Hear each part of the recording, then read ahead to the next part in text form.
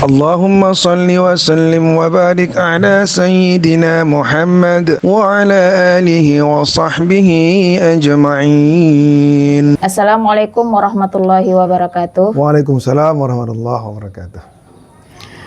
Jumpa lagi sahabat Al-Qosimi dimanapun berada. Hari ini kita akan berbincang kembali dengan Bang Qosim mengenai fenomena pesantren Ramadan yang telah berakhir pada hari ini. Bang, hari ini pesantren Ramadan merupakan kegiatan terakhir. Bagaimana pandangan Abang terhadap fenomena yang terjadi di Masjid Musalla penyelenggara pesantren Ramadan pada hari ini? Ya, alhamdulillah. Terima kasih kepada para guru-guru, pengurus masjid dan masyarakat Kota Padang khususnya yang telah berupaya semaksimal mungkin untuk mendidik generasi muda kita agar memiliki religiositas yang baik, ketaatan kepada Allah Subhanahu wa taala dengan karakter iman, takwa dan akhlak mulia. Dan ini merupakan tanggung jawab kita bersama sebenarnya, baik para pemikir, pelaku, praktisi maupun pengambil kebijakan di negeri ini di bidang pendidikan untuk mewujudkan amanah Undang-Undang Sistem Pendidikan Nasional nomor 20 tahun 2003 tentang Sistem Pendidikan Nasional yang menyebutkan tujuan pendidikan itu adalah membentuk generasi muda generasi yang beriman, bertakwa dan berakhlak mulia. Dan saya kira pesantren Ramadan tidak hanya di Kota Padang, beberapa daerah, kabupaten kota, bahkan provinsi lain juga menyelenggarakan pesantren Ramadan ya. Ada yang berbasis sekolah dan ada pula yang seperti di Padang ini di masjid-masjid tempat anak-anak itu berdomisili, begitu ya. Berapa hari sudah, Bu Guru? 17 hari ya. Ya, tahu ya, 17 hari pelaksanaannya alhamdulillah. 15 hari yang efektif. Ya, luar biasa apa rekannya. Tapi tadi menarik dikatakan bagaimana fenomenanya? Ya, ini yang memprihatinkan. Tadi justru kita lihat di musola, di masjid yang udah mulai. Anak-anak kita itu tak lagi sholat subuh ke masjid musola. Kan begitu. Padahal sudah 2 minggu, hampir 3 minggu mereka terbiasa. Sudah kita latih untuk melaksanakan ibadah fardu subuh berjamaah, ya kan, isanya dengan tarawih, zuhur, asar, bahkan duha gitu. Tetapi ternyata setelah pesantren Ramadan kembali sepi. Yang tinggal hanya 1-2 orang, hanya hitungan jari. Ini persoalan besar kita sebenarnya di dunia pendidikan untuk mengintegrasikan antara pendidikan formal, non formal dan juga formal. Bagaimana, Bu? Kalau seperti itu kira-kira untuk kedepannya gitu ya, kan kita lihat pada hari ini dengan fenomena seperti itu walaupun sudah dilakukan ya dengan maksimal pengelolaan selama 15 hari, tapi kenyataannya ketika subuh itu mereka sudah tidak muncul lagi ke masjid atau musola. Padahal sebelumnya itu ketika 15 hari itu karena diiming-imingi dengan reward, mereka ada beberapa orang yang rajin gitu. Tapi ketika sudah berakhir, mereka juga berakhir aktivitasnya di masjid atau musola. Kira-kira untuk kedepannya apa yang bisa kita lakukan untuk meningkatkan atau memperbaiki hal ini agar pesantren Ramadan ini lebih maksimal gitu, bisa berpengaruh yang signifikan terhadap kegiatan ibadah peserta didik dalam kegiatan pesantren ini? Ya, sebenarnya kata kunci pertama itu adalah uswatun hasanah, qudwah, keteladanan. Nah, sekarang ini persoalan besar kita dalam pendidikan Islam, pendidikan akhlak, pendidikan karakter, itu sebenarnya adalah keteladanan. Tanpa menyalahkan siapa-siapa, tapi mari kita saling introspeksi diri. Ya kan, anak-anak ini mereka sangat butuh ya sosok teladan yang akan menjadi panutan mereka, dan dengan keteladanan itu pula mereka akan bertindak dan berperilaku ya. Siapa yang menjadi teladan yang paling dipentingkan itu ya, yang sangat dipentingkan itu adalah tentu orang tua, baik orang tua biologis maupun orang tua ruhani. Nah, tahu maksudnya kan? Orang tua biologis adalah orang tua kandungnya. Seharusnya di masjid itu memang orang tua juga datang ke masjid, membawa anak-anaknya. Bahkan itu idealnya dilakukan sejak kecil. Bahkan Rasulullah SAW memerintahkan orang tua itu mendidik anak-anaknya usia 7 sampai 10 tahun. Itu harus ketat. Ya kan? Jangan pernah abai, jangan pernah lengah, jangan pernah lelah. Sehingga pada usia 10 tahun itu kalau tidak, maka orang tua harus memberikan punishment.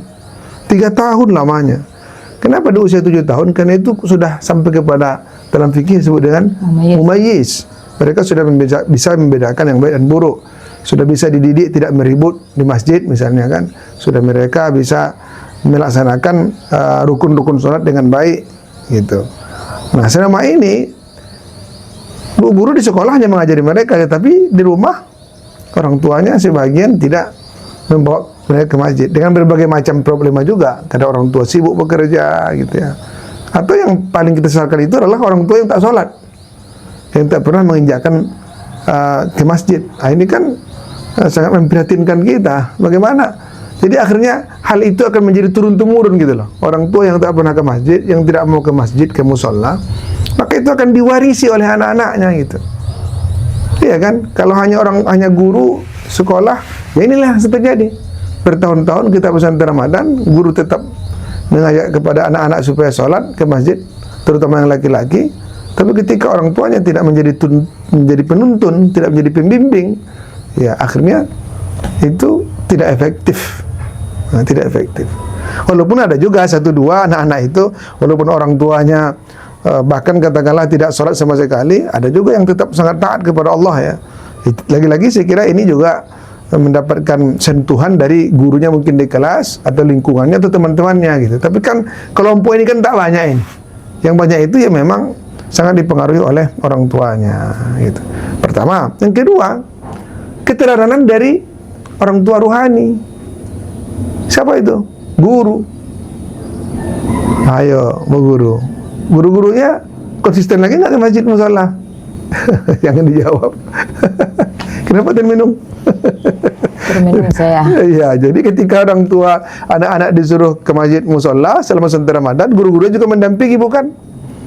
Tetapi setelah pesantren Ramadan, ya mohon maaf, tidak semua juga guru tetap konsisten ke masjid musola. Oke lah, kalau perempuan secara fikih kita paham lah, ada perbedaan pendapat, bahkan ada yang menyatakan lebih baik di rumah, ada lagi tanggung jawab di rumah, menjaga rumah dan sebagainya. Tapi paling tidak yang laki-laki lah, sudahkan semua guru-guru laki-laki itu ke masjid, ke musola berjamaah, terutama subuh itu. Karena ini kan saya kira ini parameter ini subuh ini. Karena subuh itu yang katakanlah yang berat kan. Kalau sudah subuh itu aman, saya kira yang lainnya akan mudah dilakukan. Maka kata Rasulullah SAW, ya, salat yang paling berat bagi orang munafik itu adalah salat Isya dan salat fajar, salat subuh, ya kan. Lau ya'lamuna ma fihima, kalau mereka tahu apa yang ada dalam 2 salat itu, fa'atahu mawal habwan. Mereka akan datang ke masjid melaksanakan salat fajar dan salat Isya berjamaah itu meskipun dalam keadaan merangkak-rangkak. Begitu kan. Nah, ternyata ini yang menjadi persoalan serius. Tapi kemarin kan sudah dilakukan rencana tindak lanjut ya. Iya, sudah. Apa yang dilakukan? Contohnya apa kemarin? Contohnya? Kemarin kalau tingkat SMP ya, karena saya terlibat di SMP, yang pertama itu mereka komitmen untuk melaksanakan salat subuh, suruh sajadah dan sujud tilawah. Jumat subuh. Setiap Jumat. Ya, Oke. Jumat. Tapi yang harian juga mereka berat juga nampaknya. Iya, agak berat juga mereka. Bahkan yang salat 5 waktu itu mereka menawarkan cuma Sabtu Minggu. Waduh. Ya ini karena tidak terbiasa juga berarti kan. Tidak menjadi kesadaran kolektif bagi anak-anak kita. Nah ini yang menjadi PR kita Bapak Ibu semuanya, terutama kita berharap tetap kepada orang tua. Mohon yang bertanggung jawab untuk mendidik itu adalah orang tua. Ya ayyuhallazina amanu qu anfusakum wa ahlikum nara. Itu jelas itu. Pelihara dirimu baru keluargamu. Maka dalam keluarga menjadi pemimpin itu adalah ayah. Maka ayah menjadi pilar pertama ini yang bertanggung jawab untuk mendidik anak istrinya. Lalu kemudian ibu juga bertanggung jawab sebagai pembimbing, sebagai guru ideal dalam rumah tangga. Tapi yang bertanggung jawab penuh itu adalah seorang bapak, seorang ayah. Di sekolah formal, kemudian orang tua dan guru bekerja sama, tentu kedua-duanya juga harus memiliki tanggung jawab. Pengurus masjid, pengurus musola juga tetap juga berupaya untuk aktif, ya. Bagaimana memfasilitasi masjid dan musola itu supaya nyaman untuk anak-anak. Tokoh-tokoh masyarakat saling bersinergi. Ya, Pak RT, Pak RW, ya silakan melakukan program-program yang kreatif dan inovatif. Bagaimana masjid musola itu supaya ramai. Tetapi kembali untuk tawaran di Kota Padang, ini kan kita menggunakan istilah smart. Ya. Silakan Bapak Ibu di tempat-tempat lain, masjid musala lain mungkin memiliki program-program khusus. Di Padang ini juga mengikuti program unggulan dari Wali Kota Padang menggunakan Smart Surau ya, Smart Surau. Nah, dalam pesantren Ramadan kita kembangkan tadi konsep smart itu. Sebenarnya kemarin di hari terakhir kita minta ada rencana tindak lanjut, gitu kan? Ada, Guru-guru, itu. ya guru-guru membimbing para santri-santri siswa kita itu untuk merencanakan pasca pesantren Ramadan ngapain lagi itu, apa yang kita lakukan, gitu kan? Maka kita berharap ini ada kesepakatan berkomitmen untuk menerapkan, gitu kan? Yang pertama adalah sholat. Ya, sholat itu bagaimana mereka bisa konsisten istiqamah mendirikan sholat, bukan hanya melaksanakan, tapi mendirikan sholat. Maka sholat terbaik itu lagi-lagi Rasulullah mencontohkan di awal waktu berjamaah di masjid musalla, kan begitu. Kita berharap mereka melaksanakan ini juga, terutama tadi kaum laki-laki, ya, para remaja baik SD maupun SMP, SMA juga. Ayo ke masjid, ayo ke musalla, kan begitu. Yang ada dekat rumahnya. Kalau berikan di sekolah, ya hidupkan masjid sekolahnya, hidupkan musalla sekolahnya, mendirikan sholat. Nah, sholat fardu dan juga sholat sunnah. Selama Ramadan dilatih sholat tarawih, maka pasca Ramadan mereka juga terlatih sholat duhanya, sholat tahajudnya malam dan seterusnya. Apa lagi? 2M, masjid.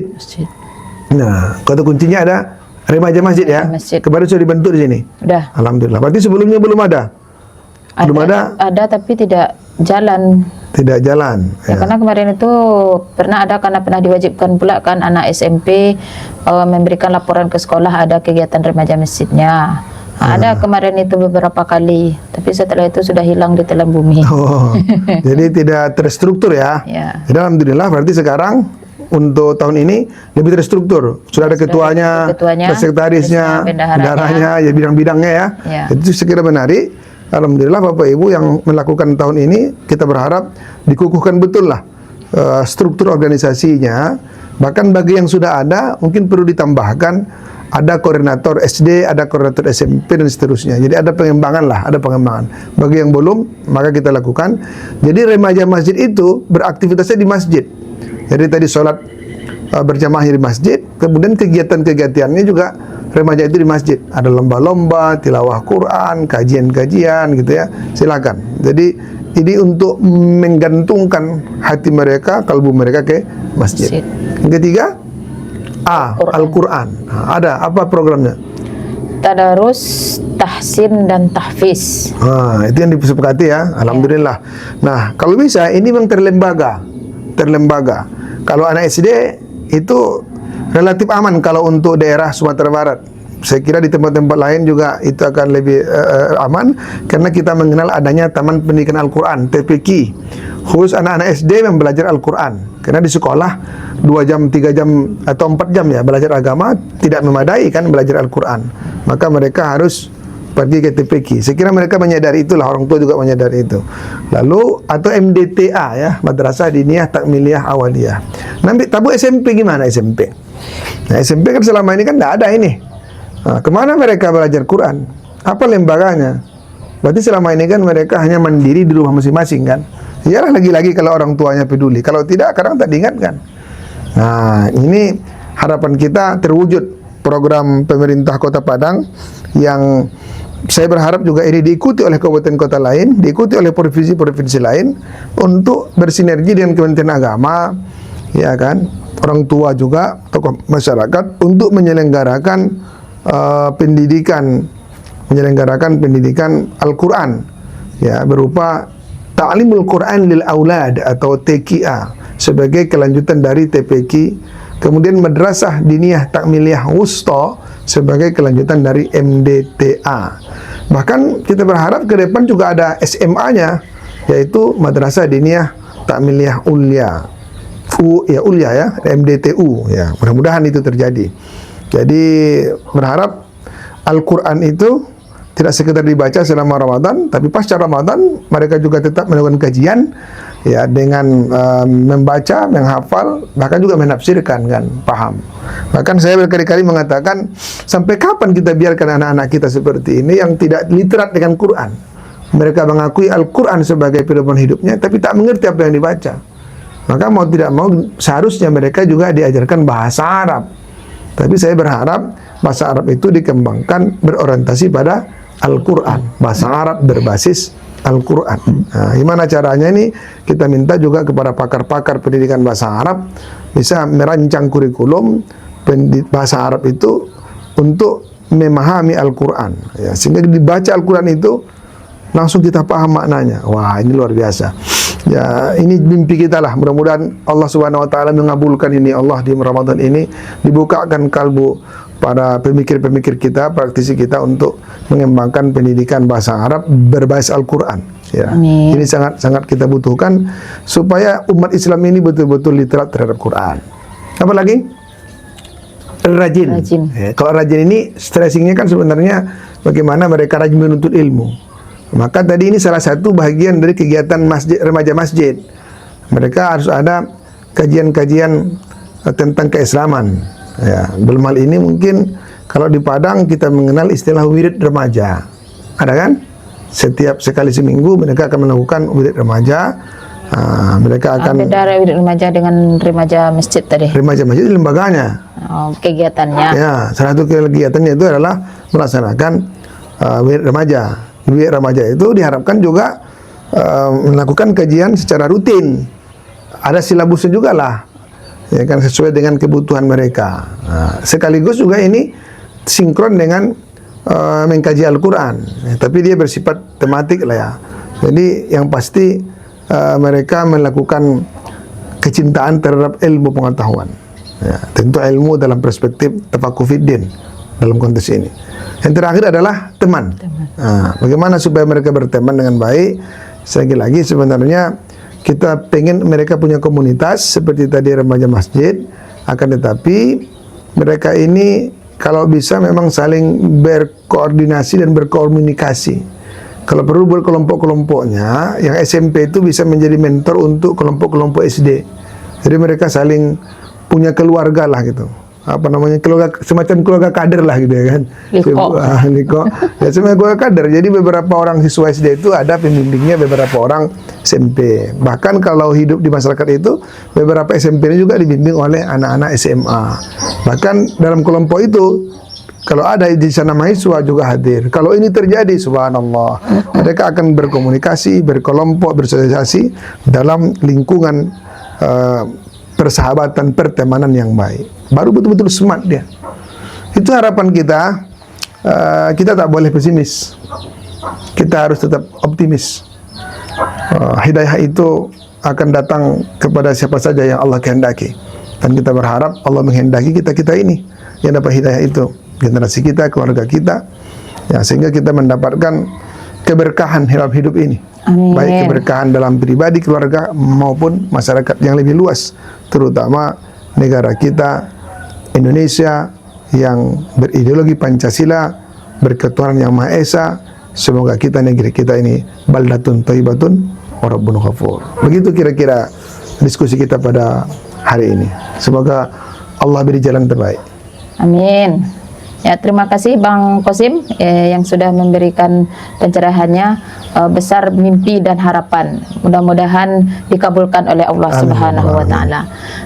Baik sahabat Al-Qasimi dimanapun berada, sampai di sini perjumpaan kita pada hari ini, semoga bermanfaat. Saya akhiri, assalamualaikum warahmatullahi wabarakatuh. Waalaikumsalam warahmatullahi wabarakatuh.